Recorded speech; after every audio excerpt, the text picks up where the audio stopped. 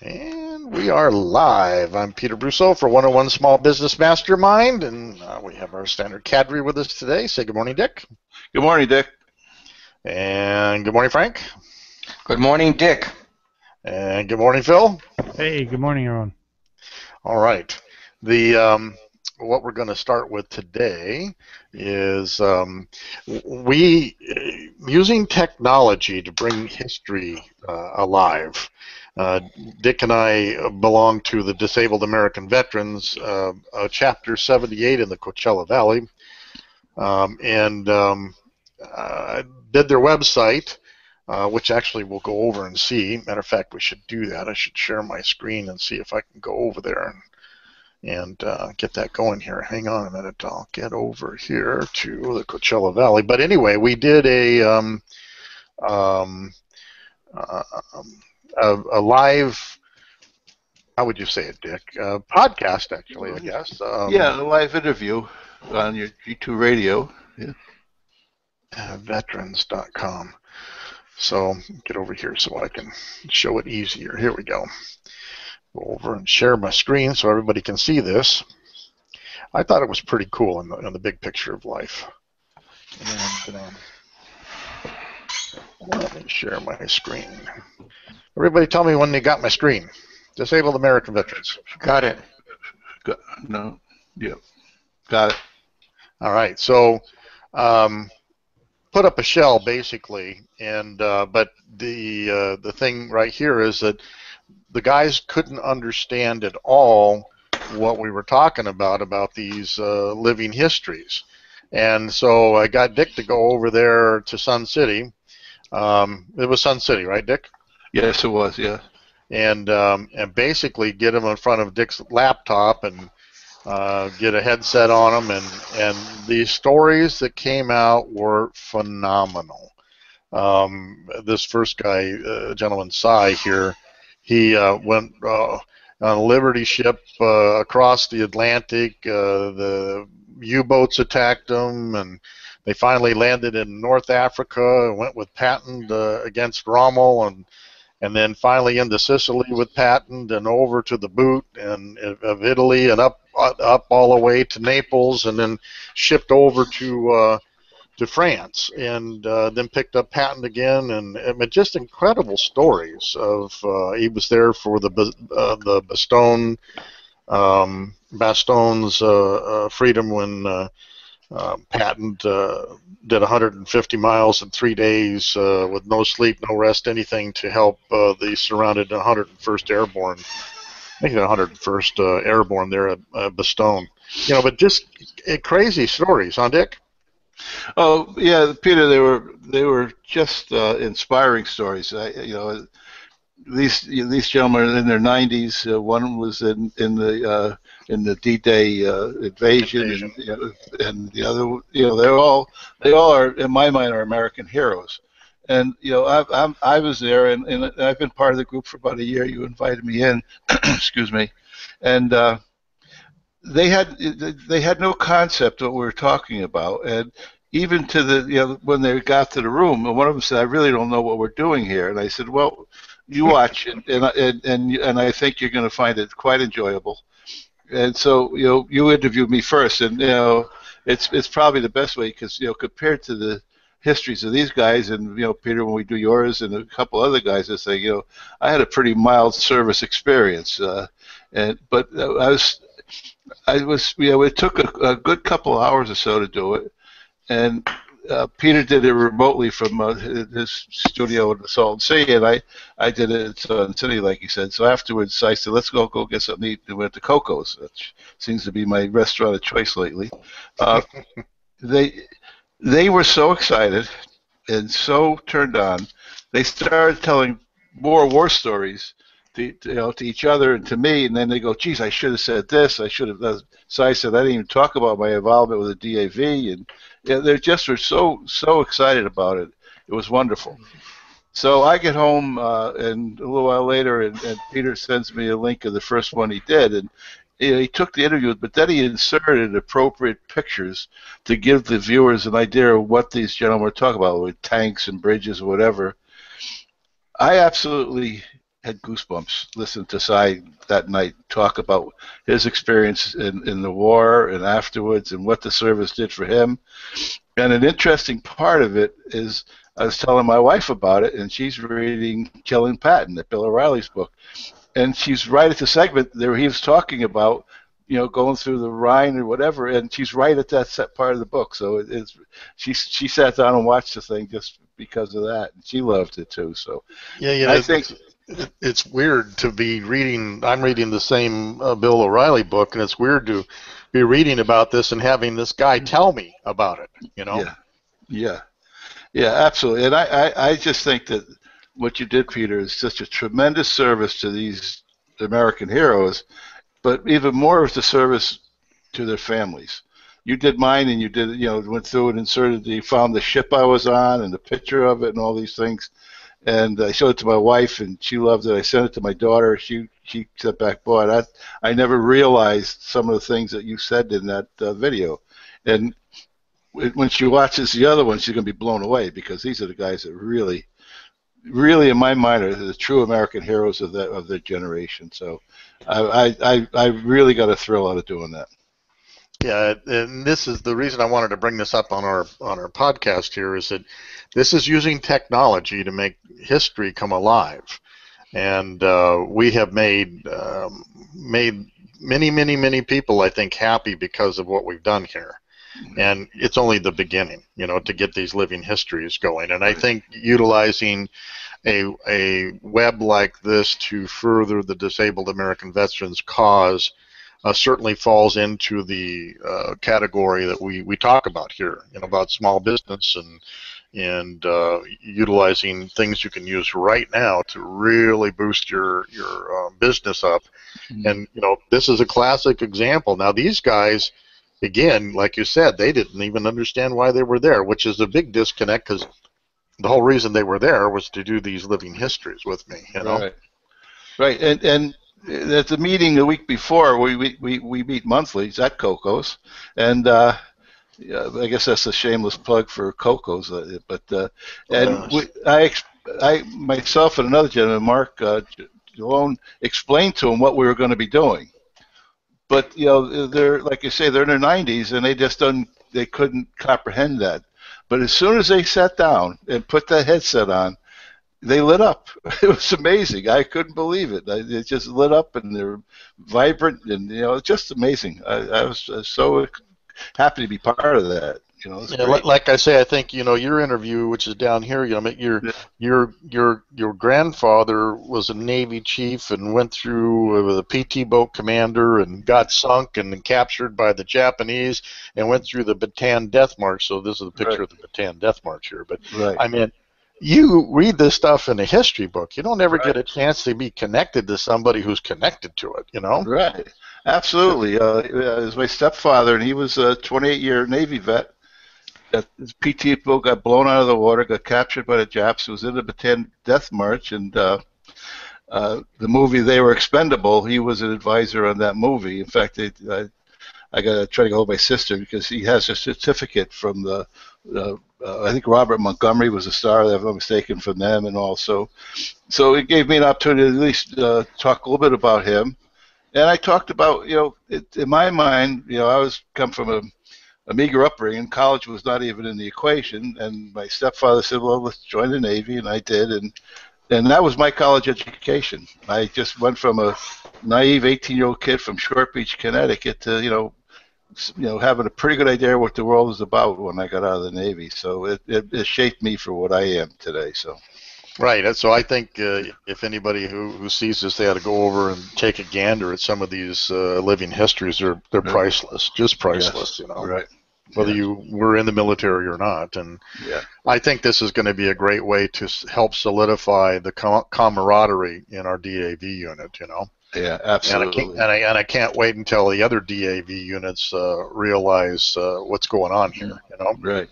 So and I love this, and also got we use a cell phone in this case, obviously, to put you up on here when we were out collecting donations for the DAV. Right. Veterans Day. Exactly. And I got this film strip here, so all they have to do is click on the film strip, and it takes them right over to the Living History page. And so yeah, labor of love too. With all the float overs, finding all the things they're talking about, finding pictures and stuff, made it more of a documentary than somebody just sitting there blah blah blah. Right, and the main reason we did you did the web page and we did the videos and all is we're trying to increase our membership and let these disabled veterans in the Valley know, one, we exist, because quite a few of them didn't even know there's a chapter there, and the work that the DAV does is in collecting the money and fundraisers. I'm working the Tour to Palm Springs bike race next month, and we're going to raise money, and it goes to. Stays 100% in the Coachella Valley. No one in the group gets paid a penny, and it goes to the veterans that can't afford food for the families. We work with Walmart and gift cards and stuff like that. It's a wonderful cause, and I'm really honored to be part of it. Yeah. So there you go. That's us using history, obviously, to move a cause out, right. or technology move a cause out. So that's pretty cool. Right. All right. Can I comment? I'd like to comment on that. Congratulations to you two guys. I think that is awesome. I think that is tremendous. Especially, I'm going to go see that movie in the next 10 days, American Sniper. Not that it relates to you guys, but I'm saying it's about military and so forth. I'd like to make a couple of suggestions that you send a link and a note to our Congressman Raul Ruiz, whether you agree with his politics or not. He should know what's being done in his district.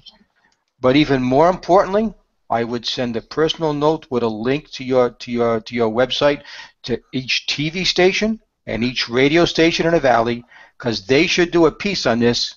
If not on Memorial Day weekend, leading up to Memorial Day weekend. This is honoring our local heroes in a way that everybody can appreciate them for who they are. And I think the four gentlemen, including you, Dick, on the videos, maybe more by then, should become celebrities that day, because their stories is, and I think schools should show this video to their students. It's about time we honored. Yeah. In another way, the people who allow us to live the way we live here today. So, gee, maybe we should hire you to go do all of that. Yeah. I'm expensive. Oh man, am I expensive? I bet you are. And your website I'm doing, it just got bigger and more expensive than you can ever possibly imagine. There you go. There you go. Anyway, congratulations to you guys. I think that's a great idea. That's awesome. Yeah, thanks for that. I think that's going to be good, and hopefully we'll get more of the. I think when the guys actually see what we've done, they're going to want to get on board too. Yeah, I think when our next meeting, first one in February, you're going to see a lot of guys saying, "Okay, where do I do this?" Really. And what I was thinking about that, Dick, is having them come to your house. Yeah, I'm only because we've got the whole setup right there. Yep, absolutely. And I would have preferred to have done it in a Google Hangout too, because the quality of the video is a little bit better and whatnot. And that was my druthers. But given where we were and what we were trying to get done the first time, that's it. Now, wouldn't that be fascinating if we can get all the other DAV units doing this kind of thing? Yeah, that would be. Wow. Peter, I don't know if you want to talk about the story you told me last night about Cy and the. Oh, yeah, absolutely. Yeah. So I get a call from Mark Gillone. He's been on the show here, and Mark's quite a military veteran hero himself, and he listened to Cy's living history there, and he calls me and he says, "Oh my gosh, that's so good." He says, "But do you know what? Cy just told me the other day that he was standing up with Patton, and Patton was showing off some Jewish ex-prisoners that they had just, taken, and one was a woman. They all had barcodes on them, kind of, all the numbers on them. He said he just ran into her at Sun City. So this Jewish veteran that survived the Holocaust, that was standing next to Patton and Cy, is within our reach. Yeah. Now, can you imagine getting her on on a show like that? Yeah. Unbelievable. Wow. And of course I have g2radio.com where I can put anybody's up, and I've got a number of really good interviews up there, all audio at the time. One guy's name is Vanderhorst, and Vanderhorst went across in the D-Day, and his troop transport got sunk right off Cherbourg, and they spent 17 hours in the English Channel, and they finally fished him out of there. Spent 3 months in the hospital, that ended up at the Battle of the Bulge, and he got wounded. He was in an aid station that got ran over by the Germans, captured, taken to a prisoner of war camp, and the trip on from the prisoner of war camp was a phenomenal story in itself. In one of the cases, they were in a railway station ready to get on a train, and a little German lady came and beat him up with her umbrella. It's like God Almighty. And he got to the prisoner of war camp, and they wouldn't put him in with the Americans because his last name was Vanderhorst. He was German. They had to put him in with the English. They're a little bit better off, I guess. I don't know, whatever. But and these stories are priceless. And he's dead. And it was a few years back, but I had one of the granddaughters email the show and thank me for keeping her grandfather's history alive. But pretty cool. It sure is. If you guys have not seen the movie Unbroken, I saw it 2 weeks ago. Right. About Louis Zamperini from Torrance over here, down up the street here in Torrance. That is quite a story about Louis Zamperini and his time first of all, his time on a raft, 47 days on a raft with no food or water. Wow. That is an amazing story right then and there, and then his time at a POW in Japan. It's a great movie. So. Yeah, no, I want to see that for sure. All right, well, hey Frank, we have a twin this week. I like it. Yes, we do. Twin this week in the news. This week the headline is, "Hey, Peter Thiel. Thank you for the small business lessons." Who is Peter Thiel? Many technology people know him. He was born in Germany, but he was raised in San Francisco. And 47-year-old Peter Thiel, listen to this description of him. He is an outspoken, as I will show later, libertarian, openly gay Christian, successful entrepreneur, venture capitalist, and hedge fund manager. That's quite an accomplishment at 47. Peter is famous for founding PayPal in 1998 with one of his classmates from Stanford named Max Levchin, which, by the way, they sold to eBay 4 years later in 2002 for $1.5 billion.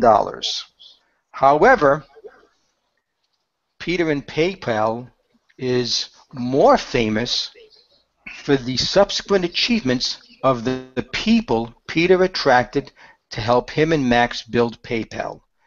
Listen to this list of luminaries. You may not know the names, but you'll know the companies. Roloff Botha founded Sequoia Capital, huge VC fund. David O. Sachs founded Yammer. Jeremy Stoppelman and Russell Simmons founded Yelp. Steve Chen, Chad Hurley, and Jawed Karim founded YouTube. Reid Hoffman founded LinkedIn.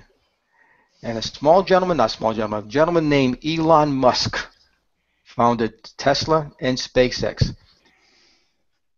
Peter and Max recruited and brought these people onto PayPal. This group became affectionately known and still known today as the PayPal Mafia. Other Peter Thiel accomplishments. In 2004, this is 2 years after he sold PayPal to eBay, he gave a 20-year-old Harvard sophomore, a kid who had never had a steady job, $500,000 to start his own company. Now, there's just trust.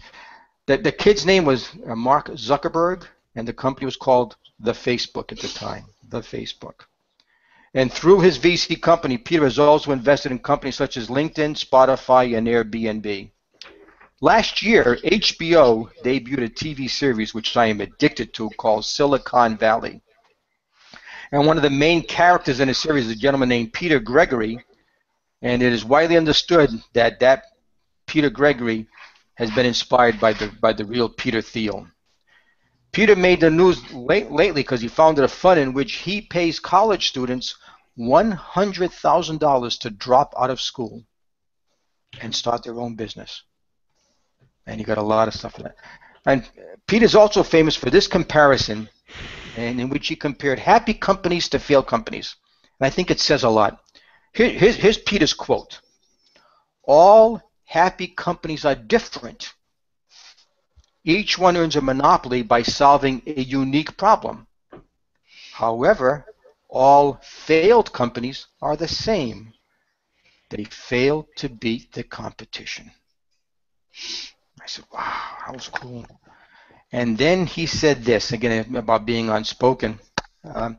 He said he was being interviewed by Emily Chang on Bloomberg the other day, and he says, you know, in the last 40 years in the technology world, we have had enormous progress in the world of bits. He called it bits. He says, but not as much in the world of atoms. He said, you know what? We wanted flying cars. You know what we got instead? 140 characters. I said, wow, isn't that the truth? We got Twitter instead of flying cars. And to demonstrate Peter's outspoken, why he's not a favorite of everybody in Silicon Valley, listen to the comments he made last September, again to Emily Chang on Bloomberg. She asked him about Twitter. He says, Twitter, a lot of potential, but terribly mismanaged. He says, there's probably a lot of pot smoking in that company. I said, whoa. He says, well, what do you think about Uber? He says, Uber is the most ethically challenged company in Silicon Valley. He says, I question their ethics. Wow, okay. And then she says, how would you compare Google versus Apple? He said, Apple's biggest risk is the sustainable pricing power of the iPhone. And that's where a lot of their profit comes from. He said, Google's biggest risk is the EU antitrust stuff. He says, go with Google. There is more upside over the next decade. So Peter is always interesting, always insightful, not always liked, and I talked about that this past week, but he is highly respected. And so I did some research, and Peter has a number of lessons. I picked out 3 small business lessons from Peter Thiel, a gentleman who has made his mark at 47. And these are my small business lessons for this week's Twin. Number 1, he says, don't make fame or wealth your goal. He says, if you have that as your sole goal, you are unlikely to succeed. And this is a transformation of your customers' lives, business, performance, whatever it is. He said that should be your goal. Fame and wealth will come after that. And then number 2, I thought of you, Peter, when he said this. His quote was, a bad plan is better than no plan at all. He says, if you have a plan, you can always change it. But if you have no plan, you have no clue. Your future was always random and is no longer under your control. I said, wow, that is cool. So Peter always had a plan, but he always had the flexibility to change it. And the third one I really relate to. He says, pick a unique problem to solve. He says, the best entrepreneurs are working on problems that no one else is addressing. And I'll add my spin on this. Don't build a better mousetrap. Build a different mousetrap. Build a different mousetrap. Build a different way to capture mice. Don't have a place for a bigger piece of cheese or a snappier closer. Nobody really cares. He said, Uber changed. This is me talking, not Peter. Uber changed the transportation business. He said, Emily, again, it's aside from my notes. Emily asked me, he says, well, what do you see as the biggest change that will transform the world as we know it today? And he thought about it, and he says, in technology, he said, autonomous cars. He says that will change transportation, It'll change the way we commute. It'll change the auto industry because you would no longer need to buy a car. You can just call up an Uber and say, hey, I got work to do. Take me to the airport. And a car shows up at your place. You jump in. Anyway, so the man is a visionary. The man is always interesting, never boring, and always controversial and extremely successful. And that is my twin for this week. Very cool. Anybody want to comment on that? Well, I think the Uber discussion is one that's going to go on for a long time, and I think Uber, as successful as it's been and as much as it's changed things, is now running into the political problems in fighting the establishment. And I think these taxi cab companies and lobbyists are really starting to. They're threatened obviously by them, but I just saw last night that Las Vegas is banning Uber. A couple of cities in Europe have banned it, and I think that they're running into they're taking on the establishment. It'll be interesting to see how that plays out. And how I didn't see the details of how you can ban something like that, but it was just on Fox News last night. They've been putting up obstacles trying to find the laws that are currently existing in order to ban Uber because the taxi industry, a medallion in New York City costs over $1 million, and you need a medallion to have a taxi. Right. They are threatened big time by this. Oh, absolutely. So much so that Uber went out and hired a guy named David Plouffe. Yeah. David Plouffe was a spokesperson and strategist under Barack Obama. Yeah. Again, whether you like Barack Obama or not, they hired David Plouffe because they need somebody, a Washington insider, that can help fight the laws. Anytime you try to make a change, well, again, now in a small degree, but I think a good analogy, Uber is to the taxi business what Henry Ford was to the horse and buggy business. Or what Amazon was to the bookseller business. Yeah. Amazon was to Borders and Barnes. Absolutely. Yes, absolutely. It is changing the way. By the way, Dick, and everybody else, not you, Phil. Did you know that Uber's out here in the Valley? Yes. No, I didn't know that. They go nuts. Friends of my wife use Uber whenever they go out drinking. They take Uber to their party, and they know that they don't want to drive home. They call Uber, and Uber's doing quite well out here in the Valley, in the Palm Springs area, anyway. Now, how does that work? These medallions that cost $1 million. I think Chicago's not too far off from that buy-in price, and there's a limitation of available medallions and how many they release every year, which makes the price higher. Uber, those medallions is almost like a tax that the cities charge. So how is Uber? Of course, these cities don't want Uber, right? Peddling, literally taking away clients from $1 million medallion companies that are paying for those taxes, I guess. So how does Uber become a equal player by paying their share of taxes? Well, a couple of things. One, the Amazon and Henry Ford did not have to fight the local municipalities that don't want to lose that medallion money. That's why I think they're in for a bigger fight. Two, I think the public is going to have to get involved some way as kind of an uprising against this, because these guys are paying taxes on what they earn. But, it's nowhere near the $1 million per medallion. And last year, Frank, at the Coachella Fest, there were almost riots between the taxi cab companies and Uber drivers. That was all over the news last year. It was big time. So it'd be interesting to watch this play out because, like you say, they have changed things. The municipalities absolutely feel threatened that they're going to lose a lot of their medallion money because the cabbies won't be able to stay in business. They can't afford to pay that. So it's I think this is going to be played out over the next year or two. It's going to be an interesting phenomenon to watch. Well, I know a couple people that burn the candle at both ends. They're drivers for Uber and they're drivers for Lyft Yeah. here in the Yeah. city, and whichever one, and it helps them. A lot of them are making $1,500, $2,000 a week, and they're not cab drivers. Mm. Professional cab drivers. Yeah. You say that, yeah, they're going to be paying their taxes, but what the cab companies have is that it's like a double tax. They get the medallion tax, and then the state also gets income tax from the person that works for the cab company. Yeah. With Uber, the only person that pays the tax is the driver who resides in that state or county or what have you, and then Uber, where are they home based out of? California, Nevada? Yeah. What? Yeah, no, they're up here, up in the Delaware, Bay Area. Delaware Corporation. So they're paying the California tax. That's it. Yeah.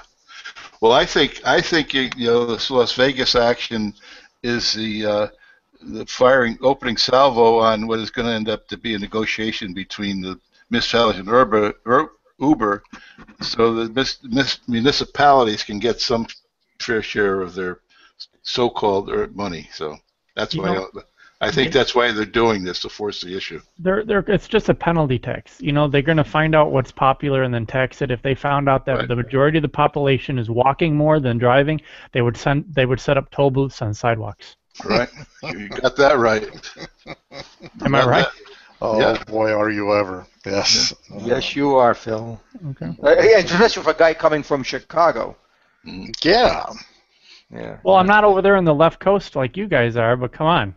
Well, as a matter of fact, I listened to the Chicago police scanner on my phone, and just the other day, one of the cops phoned, radio back to the dispatch.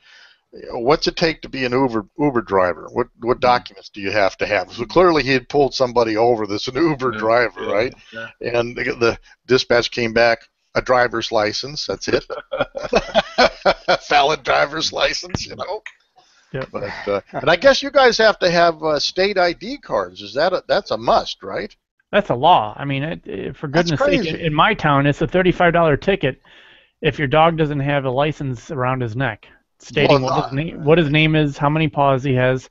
It's crazy because they keep on this thing I listen to. They call in the state. He's got a out of date state ID. Who cares? But it turns out, I guess it's a law, and not only do you have to have a driver's license or don't have it, but you have to have that state ID. I was taken back by how Nazi that is. Right. I mean, any vehicle used for commercial purposes has to undergo an inspection, which in some states, all cars, personal and commercial, have to go through some type of a get a certificate of inspection on their car. I think the East Coast has some states like that where you put that sticker. Virginia being one of them, yeah. On your windshield. Here in Illinois, every commercial vehicle, whether you own a pickup truck and it's used for commercial purposes, you have to take it through and they test the tie rods, the brakes, the lights and all that stuff, and you get that sticker for 6 months. You got to, of course, it's a tax on business owners, of course, but these Uber drivers, how do you know that their car is safe? You don't. There's no certification process. So I can see where the taxi companies are coming from. There's more expenses and running a legitimate taxi service company than there is an Uber company. And as a consumer, you have to wonder, how safe is that car that I'm getting into? It's probably no less safe than your own. And then I was just going to say, have you ever gotten into a New York taxi cab? Yeah, how safe is that? Yeah. Well, or a Boston taxi cab driver? Ooh, man, they're nuts. Yeah, they ricochet off of parked cars. That's what they do. Yeah. I think some of them tie tires around the outside because they're bumping cars. Yeah. That would be funny, wouldn't it, to see that? Yeah. Hey, maybe there's a product there, Frank. We can invent a rimmed tire thing you can glue on the outside of your Uber taxi cab. Yeah, just go and get the boat bumpers and start super gluing them to the sides of the cars. Exactly. That's you cut them in half and super glue them or something. When I first started the sale, really sale, you can always tell you have the right of ways, right? And a lot of people don't. They just get a boat and they go out there. They don't even know the right of ways. Well, one of the clear telling indications that you've got a new skipper out there is when they have the bumpers over the side even while they're sailing. Oh, jeez. Yeah. And one of my friends got a bunch of time in sailing. He goes, "Oh, look at that one! There's some more buoy bobbers, buoy bobbers hanging on the side of the sailboat. Funny stuff." To respond to Phil about the safety of the Uber driver, if I call for a taxi, I don't know how long it's going to take to get here. I don't know who the driver is. I don't know his or her driving record. I probably don't know what the cost is to get to my destination. I don't know exactly where he is in relationship to picking me up, but I do it because it's the only game in town. If I push a button on my phone, I get to pick the driver I want, of those that are available. I get to know the price they're going to charge me. I get to see their picture before they show up. I know exactly how close the car is to my house. I have a fixed price to get to my location. I don't have to use any cash because my credit card's on file. Everything's taken care of automatically. And oh, by the way, I get to see the reviews of all the other passengers that rode with that particular driver. Wow. I'll take Uber. Thank you. I'm just going to. So you say there's an Uber app out there?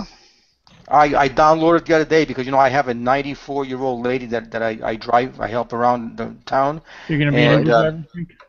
Pardon?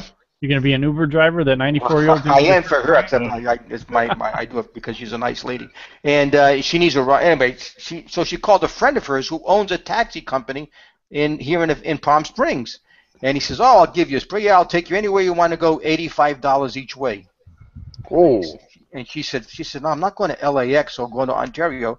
I just want to go down to the Macy's and do some shopping on the street." Like, she's 94. And he said, "Yeah, $85. I told her about Uber. Well, she's legally blind, so it's hard for her to do the phone thing. But anyway, so I did download the Uber app, and it's there. It's right there, and it's free. And no, the rides aren't free, but it's downloading it right now.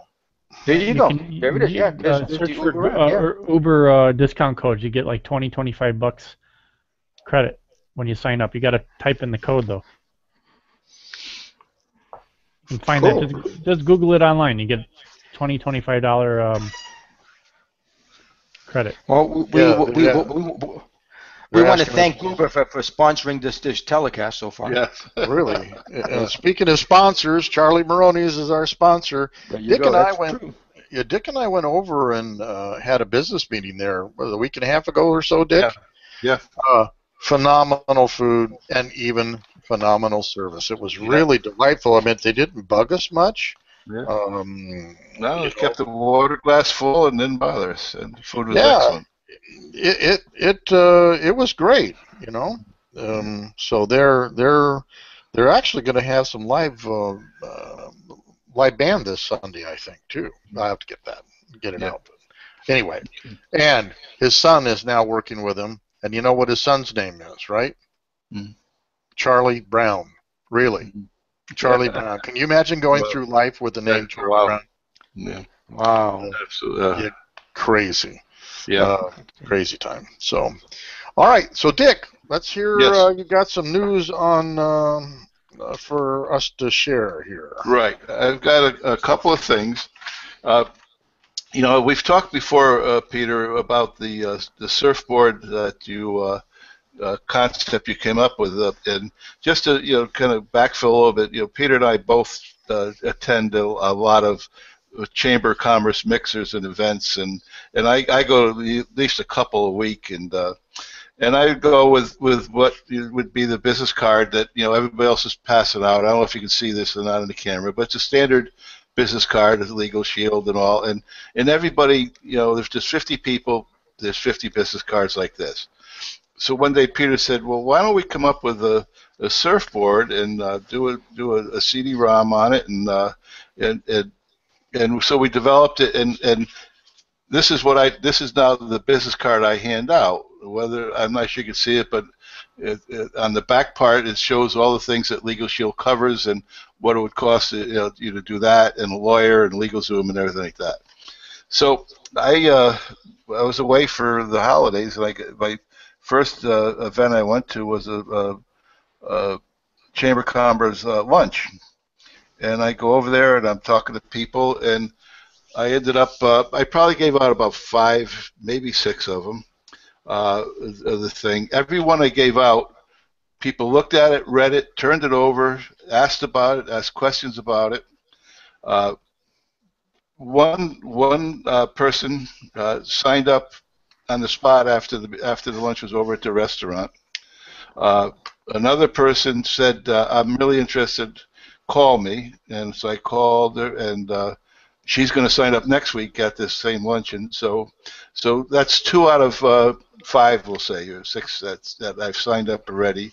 There was another lady there that said she can refer people to me after looking at this and wondering if this was done by a professional marketing person at Legal Shield. And I said, no, it was done by my friend out at his house. And she couldn't believe the quality and the professional it looked at. So I guess the reason I'm saying this is I'm not saying everybody should have surfboards, but I think when you're in an environment where you're trying to get the attention, and there's 50 other people trying to get the attention of people and get talked about and get contacts and clients and all. Try to come up with a different way than just handing out your business card, because you're instead of being 50 out of 50, you're 1 out of 1 that's doing this. So people are going to notice that, and they're going to talk to you. Whether they like your service or not is another question. That's up to the service and me and everyone else that's involved. But you will get conversation going. And in my mind, when you go to one of these mixes like this, that's all you're looking to do is get a conversation going, not a exchange of business cards. So again, Peter, I want to thank you for this. It's really been a great tool for me to use. So. Well, great. And how many people did you get signed up? Well, I signed up 2 so far, and I'm hoping 1 more out of that luncheon. Are you going to sign me up today? Yes, and Phil signing up today. So it's been a good week. I've had a good week, but and it's nice after it's 3 weeks away. You lose so much momentum, being away from the world, and I was in the holidays and everything. So the surfboard hit strikes again. Yeah, it just makes me feel that I have an advantage over the other people, and that advantage is I know people are going to look at the surfboard, they're going to read it, they're going to comment, they probably won't throw it away. I still have the original business card you gave me of yours, Peter. Almost a year and a half ago. So it's right on my thing here. So I feel like when I walk in, I have a leg up, and that's a good feeling, because you walk in.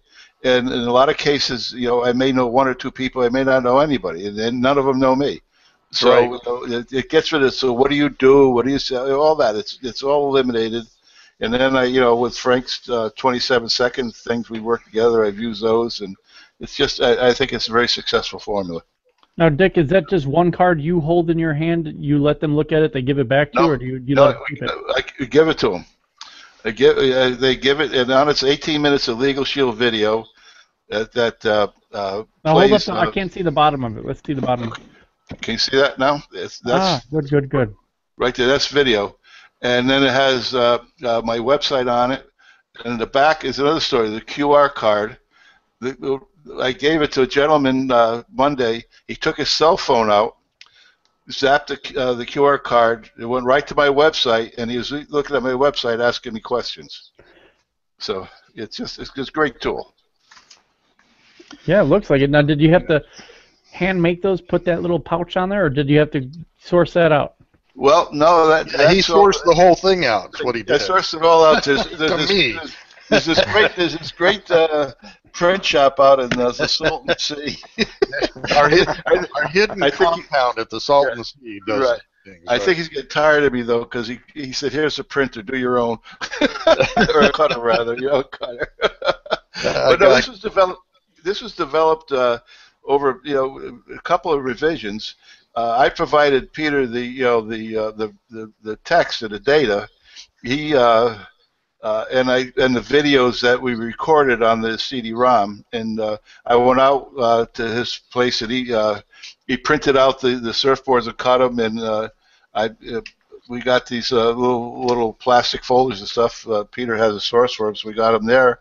He burned he made the master, and I went in his little alclave there, and he has a burner there, and I burned, I don't know, so far probably 200 of them, I would think, over the last 6-8 months. So yeah, this is really all Peter's in-house doing. It's a great tool. Yeah, I came upon that. I guess it was about 2004. I started my own surfboards. I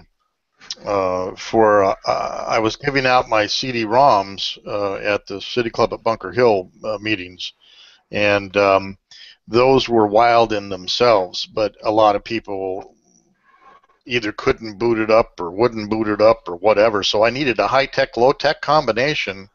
And so I created a third of a brochure. Brochures are threefold, so you make three the same on each side and then cut them and make the surfboards that way. But in particular, Dick, hold up the back of your surfboard. That one infographic is priceless. Can you see it? Yeah, but move it down a little bit. Basically, what you're seeing there, Phil, is all the check marks are in the legal shield column. The other ones don't have so many. So it's almost, now you can screw it up a little bit, Dick, scroll up a little bit. And you can see that all the check marks are in the column of legal shield. And what kind of paper is that printed on? Just cardstock or what? No, that's printed on brochure paper. It's a bit on the pricier side, obviously. You can get 150 sheets for about $40. Yeah, I think that's why last time I picked it up, that's about what it was. Yeah, $38, right. I think. Yeah, $38, $39 for 150 sheets, and of course you get 3 of these items per sheet.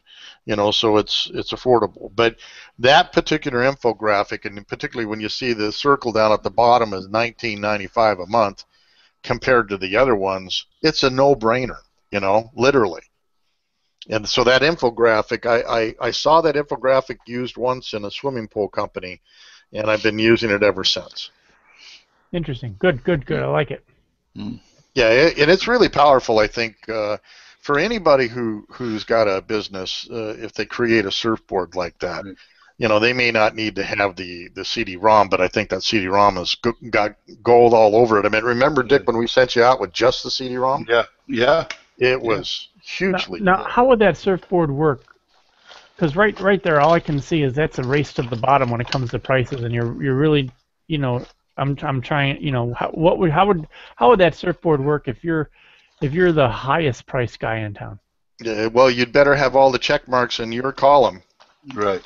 I mean, but that's how it's designed. Whatever you provide as your company is what you measure everybody else against. And, of course, you'll have all the check marks in your side versus their side. Right.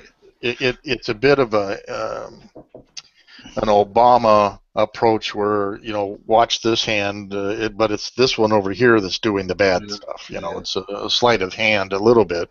But it's honest in the sake that those are truly offered by, in this case, Legal Shield. Yeah. The thing that I see, Phil, when I give one out, I show them the front and I flip it over, and the visual of all the check marks is really, you don't need to do the individual look. I'm sure they look at them later, but just a visual of all those at that price. So mine is really a price. It works well. Benefit. It works well because mine is the lowest. Right. Like Peter says on yours, you would go through and highlight your strengths and those are your competitions. Comparing them, and you have an awful lot of unique features you do. So you'd have a lot of check marks, whereas the other guy may have 1 or 2, and that's where the guy would go to the price, but you say, okay, let's go back up to check marks and look at them. So it's a visual. This is a powerful instant visual before they read anything. And somebody like Frank who doesn't want to read anything, more than 30 seconds, this is he gets an instant visual of, hey, that's pretty powerful coverage. So, the other thing that I think about it is that we probably need to put that we have an app available. Maybe even on the front page, take a picture of the app or show a little section of the app that goes with your smartphone. And so it's even better than an attorney in your wallet in your pocket kind of an approach. It actually is an immediate connection. Yeah, even if we could somehow or another for take a picture. Android, take a picture of its Android and iPhone thing. So that'd be Rev 6, I guess, something like that. Yeah, well, we want to. Well, that's news. Yeah, absolutely. And that's again part of the great power. Of that. Yeah. Right, and Phil, I'll send you the link to either Android or Apple. It's a tremendous app. You just push a button to contact your attorney. If you have identity theft, you push the button, you get them. You push a button, you get the Legal Shield members office, and there's a 24-hour thing that says you push it, and within 7 seconds, 24 hours a day, no matter where you are, you'll get a human voice. So if you get stopped by a cop at 3 in the morning, you can get in touch with a lawyer. Yeah, I think that's fantastic, actually. Right. And let me see. Up on the deck next is VisitTrack, but Phil's got pulled away here. I just have one. This quote I want to read. Everybody. Sure. It's I think it's really for small businesses. Actually, anybody who's managing a business. I think this is a powerful quote, and it's by Michael Jordan. If those are not sports fans, Michael Jordan was arguably the best basketball player that's ever lived, if not the best, top 5 for sure. And his quote is, "I've missed more than 9,000 shots in my career. I've lost almost 3,000 games. 26 times I've been trusted to take the game-winning shot and missed. I have failed over and over and over again in my life. And that is why I succeed." I think that's powerful because as business people, we're human, so we make mistakes. And I think it's important that we've made that mistake. One, be honest with yourself, say, man, I messed that one up. I really blew it. Then think about, what can I take from it and how do I get better from it? And get back in the saddle and go and make another mistake. And I think that's, from a business point of view, is something you should put on your wall and say, okay, I made the mistake. I've got to learn from it, and I've got to do some things about it. But it's not going to stop me. It's going to make me successful, and that's what he says. And that is why I succeed. He's not afraid to make mistakes. He's not afraid to get back on the horse and make the same, maybe not the same mistake, but make another mistake. But each time he does it, he's learned by it, and he's grown, and he's become bigger and better. So I just wanted to throw that in quickly. I think I'm going to have one of my martial arts students has been married like 8 times. Yeah, well, maybe you should learn by that. I don't know. Maybe that's the whole thing. He just keeps getting better and better. What do you think, Frank? There's got to be something to that. And Larry King, huh? Yeah, right. By the way, Dick, I like that quote, but what I got out of it was something different. Interesting, because you hear the same quote from a guy that we both admire, which, as a basketball player, Michael Jordan. But I got a different thing out of it. To me, what he was saying is not about failure. What he was saying is that you got to take a chance to be different. Yeah. Because being different is like taking a shot at the end of the game. You either make it or you don't make it. And when you're different, it either works or it doesn't work. Yeah. So Michael Jordan had no problem taking those shots, and I think more entrepreneurs should. Copying somebody is easy because they've already done it, and I'll walk behind them, that kind of thing. But creating your own path and being different, like I love the Legal Shield app. I think that is such a game changer in the legal profession. Who else has an app on their phone where you can push a button in 7 seconds, get hold of an attorney's office? No one. 24/7. You guys are the Uber of the. Congratulations. That is awesome. Yeah. And so I took it about that. If you guys want, if you guys want to be a Fab Melo, who's Fab Melo? Answer: he's the guy that played for the Celtics for I think 3 games. Yeah. And but he was a very safe player that didn't do anything. Michael Jordan and others like him said, "No way, I'm going to take these shots, and I'm going to miss a lot, but the ones I hit, man." And I think that's a great quote by Michael. And right, and I could agree with it, from that point of view, that be different. And I think the thing to point out is it's easy for him to say that now after his success, but I'm not sure when this quote was written, but I do remember watching his career. He was like that as a rookie. I mean, he came as a rookie. He was taking the last shot. He was making the mistakes and all. And they didn't win a championship for 3 or 4 or 5 years. Right. And Phil Jackson came in, but those 3 or 4 years, he was doing what he said there, making mistakes, learning how to be a pro and be a superstar. And I think that's a key point, because a lot of us are in the infant stages of our business or whatever, and we can say, well, I'm not going to do something different until I get successful. Well, you can also say you won't get successful because you do something different. So I think it's you adapt this when you're the most vulnerable, not when whatever reason you may have hit a home run and you feel, okay, now I can do this. So I think. Now, let me get to an Edison quote. When Edison was asked, everybody knew he was trying to invent this thing called a light bulb, and he was asked one time on a train, what's going on with your invention? You're just failing all the time. And he goes, no, I know 999 ways how not to build a light bulb. That's right. And there's something to be said about persistence, because Absolutely. So many times, and naysayers, oh my God, I've had so many people say, oh, that idea is stupid, or this is stupid, and you're not going to make it. And in many cases, I don't make it, but I'm still trying, and I'm still persistent, and I've had some good hits. I've gotten up to that plate and swung out most of the time, but when I hit a base hit or a home run, it's good. I'm right on the verge of another home run, I think. And I'm dragging Dick with me, screaming and crying in the future of this thing, because it's a $100 million a year business, Yeah. And so it's been an exciting ride. Yep. And going to get even crazier here, Right. Yep. It reminds me of Disneyland when you get in the little train to take a ride or something, and the bar automatically comes down to hold you in. The train has left the station, and the bar is down on our lap, Dick. Right. Yeah, you got that right. Yeah, it's fun stuff. You're going to say something? I think to your point, I agree with it. The persistence of getting up and starting all over again, and don't let the naysayers rule your opinion, because you've lost control of your own life.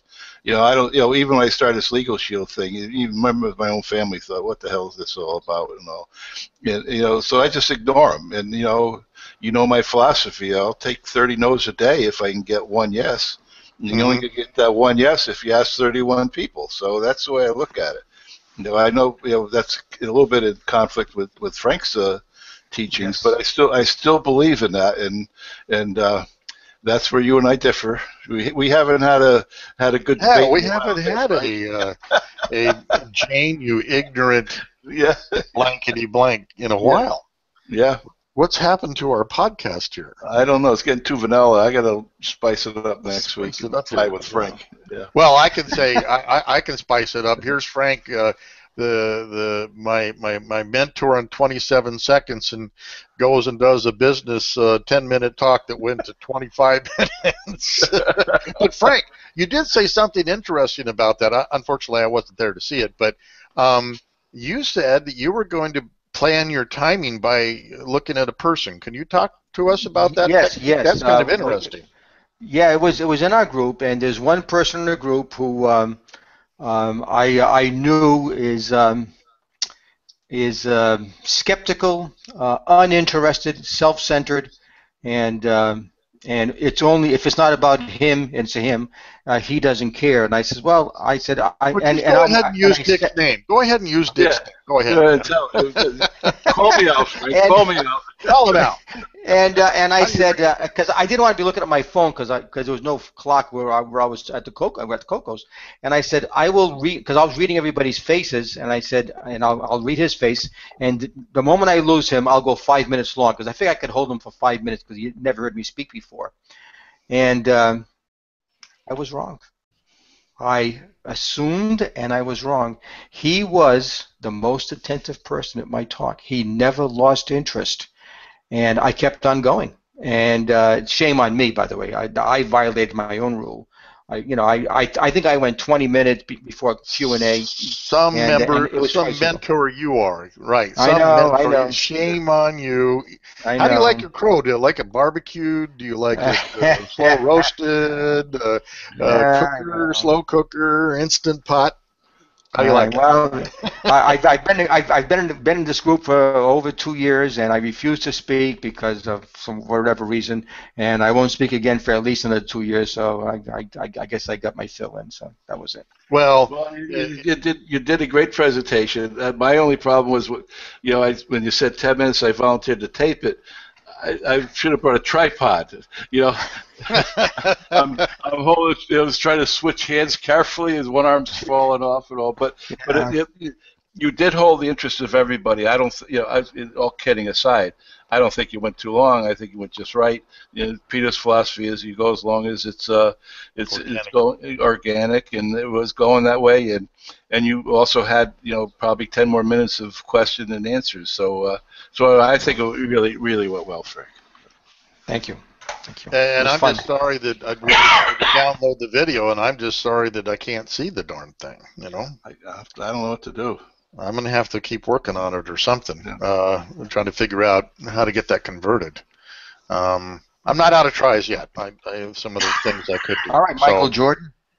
Keep doing it, Michael Jordan. There you go. Yeah, there you go. Well, we're running long at 10 o'clock, so probably want to bring it to a close. Dick, do you have any closing statements? No, I don't have any. I think it's been a good podcast and enjoyed the interaction.